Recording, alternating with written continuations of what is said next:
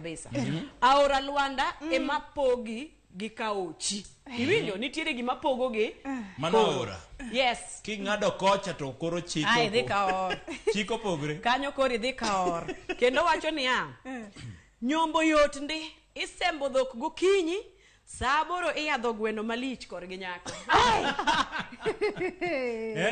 Omera mano lich.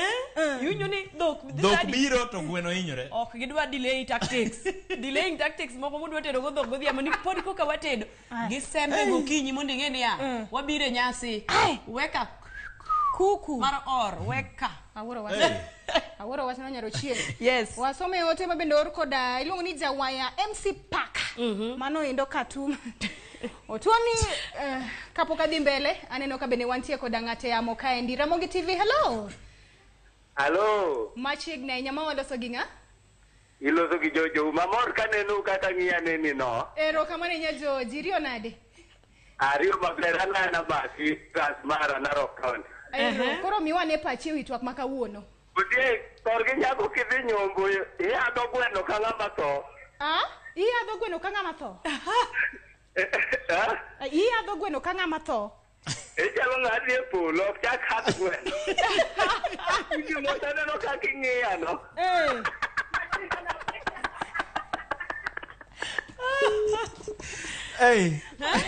Jamano be.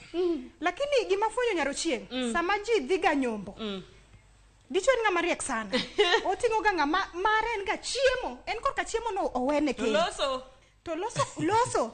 Bang'e to ting'o ng'ama be ger. En owuon ong'e loso. To be lungo wach. En ema koro dhi lungo wach on behalf of ng'ama or. Bise penjre ng'omiyo notimre ga. Kendo kata na negotiation. Onya timo maber. Onya nyiso ni udwa dhok 20 kwani wan ker. Jong'anene umbe unyaku consider. Watemo jok moko bi kendo mana gi dhok 2 kende. Wan watemo kelo 20 mabende onego bedni wan wawegi umi wapuoch gi pak. Ige gomiyo oro kuoga. Oting'o ga jabathe. Oting'o jabathe. Omera lep miwinjo ni. Lep de mi kier mi wach weche moko makiny ibne kawo nyako mamai lakini ing'e ni kiwacho marach ka jabathe wacho. In inya chung' wag ni kanyo to wacho marach. Nyako na sedago maber. Lep muomruok moro bedoga koro nyaka tinga lelo. Aworo wasome ote bende or koda jawaya MC Park. Otoni luonga ni Dona ya Kanyamwa Komungu kendore gi Kanyamwa kaka eta otoni Komungu jo Komungu kendre gi jo Kanyamwa. Tolin Kanyamwa duong to gima odhiera nono. Komungu ok kendre kabuoch karungu kadem kochieng to ma endi en Kanyamwa ma udhiera ni nyaka amany kendo kama chielo. Otoni jogi duto te kendre en mana ni kadem kochieng ema koro kende to wacho ni en koro nyaka to koro manya kamoro. Acha kaneno mogik kaendi or koda iluongo ni Lorette di Queen.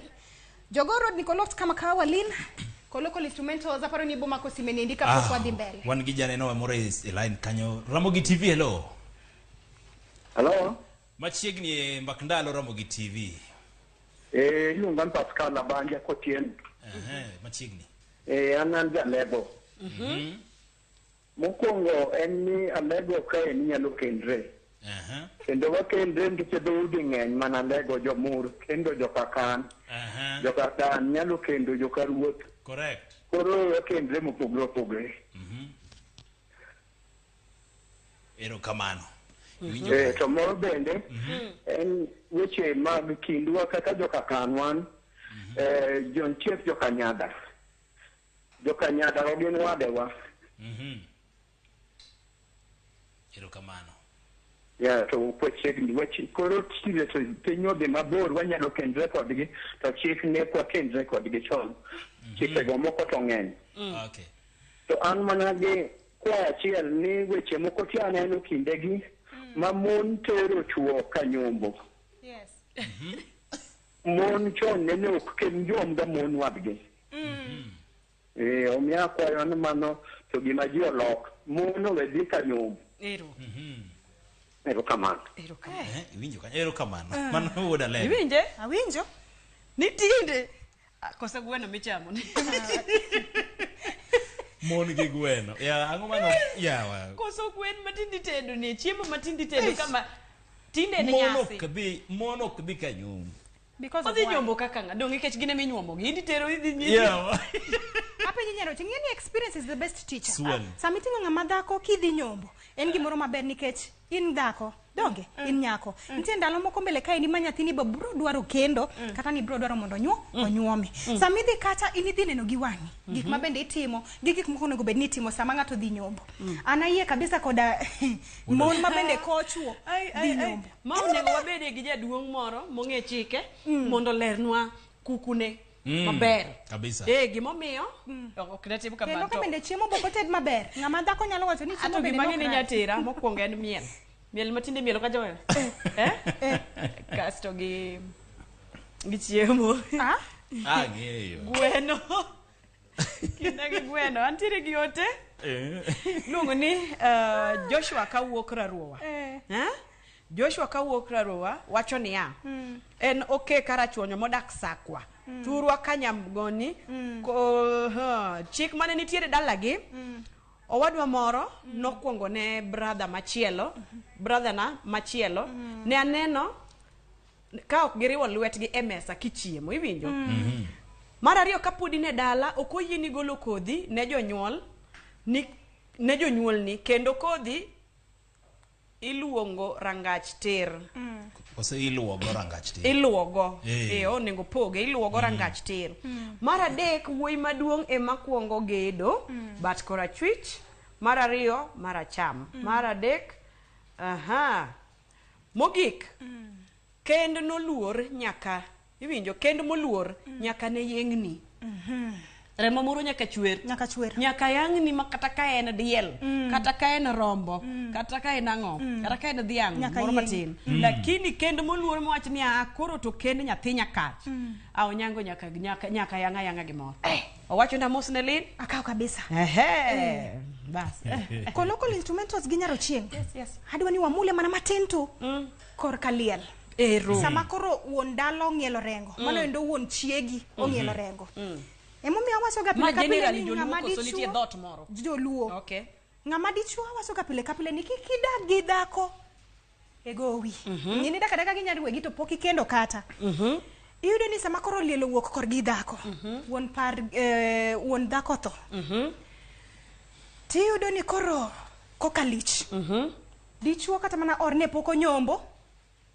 osebet kisae left right and center kel kata mana dhienge ariyo kare bas koro waneni uruma kel dhienge ariyo ochopo sama koro nego bedni obire dala bingeni ok oyiene mondo donje dala ok oyiene mondo donje dala kane pok okendo manyiso ni sama koro nyasi mar liel dhi mbele oreno chung e bath chiel kokamano to chung oko mar gate kata okwane dala moro machiegni kanyo gi correct kata mana chiemo ok oyiene chamo gimoro amora koa e dala ni endi idhi kwani kamoro nono itelo ni kono ok oyiene ng'ama or mapok onyombo mondo ne kata mana maiti itedo kukucho itero oko aneno ka bende wantie koda ng'ate yamo kaendi Ramogi TV hello Ramogi TV hello machiegni ahinya ma waloso gi ng'a oloso gi lokaso kinyi kawuok obwaye machiegni ahinya awacho kama ka idhi nyombo nyaka ibed gi ng'ato miluongo ni jakol kuthi kode jakol kudho en ng'ama dhoge ng'eny mawuoyo saidi spokesman koro kisebedo kode koro gik moko donjo e wi mesa wuon dhako en nyaka obed mos en obedo mos obed achana owinjo kaka jakol kudho twak to gima ng'eyo ni sani aneno ka wadok e nyithindo machon mane nyuomo dhok 20 gi wiye chon to ng'eni ne e diere moko ka kinde kanya aneno ma kitibolo achiel ibolo ariyo modhero ariyo moko modiewe yuri nyaroya maluro moko modiewe yuri emituchi bolo kanyo wacho ni oyo ani kaw na uru kamano sani tiung'e kaka piny chal chon ne dhok ng'eny kawuono tidhok odok chien koro kawuono to ti aneno ka Nyasaye oloso wachako waidho ngas kidogo lakini nyar ng'ato ka in go winjo kata in winji time ga bich ang'wen kadhi mbele kamano ayie kodi kabisa Erokamano. Iwinjo? Chuo bende sani onego ojiwe lwet. Gijiwe lwet gi matin. Ing'e ya? Idwa dhi kendo nyathi ng'ato gi dhok adek modhero. Wang'e gima onego jiwre. Wang'e gima onego jiwre ka koro watika. Ng'e ni sa to mayo wang'wa jothuro lakini jiwruok kaber. Kolo wachiewo gokinyi sa 11 ini dwa dhi ginene Ramogi TV. Ose mipi luok kacha, ose timni ABCD. Samoro be katiba soma visuri in the morning. You know, gik machalo kamano. Bitingo kadwecho chiko there, you know. Ing'e the first trimester kaka chalaga dweche adek. En duoko tiaso tang'ongwa tiol to ai to kidwar wuon kinene to dungni kitungu odungni. Bas koro wane miel. Ndombolo. Wane ndombolo 9 months. Hapana pale. Gode akachak. Ruth na undinga won ngane. Nungo koni. Kinyo odiochieng' nyakwara muga jwang' lunga ni Stella Brenda nyathi ochieng'. Lin Ramogi nyar nyakach. Lugare DJ Kolokol instrumental. Waluru Chike.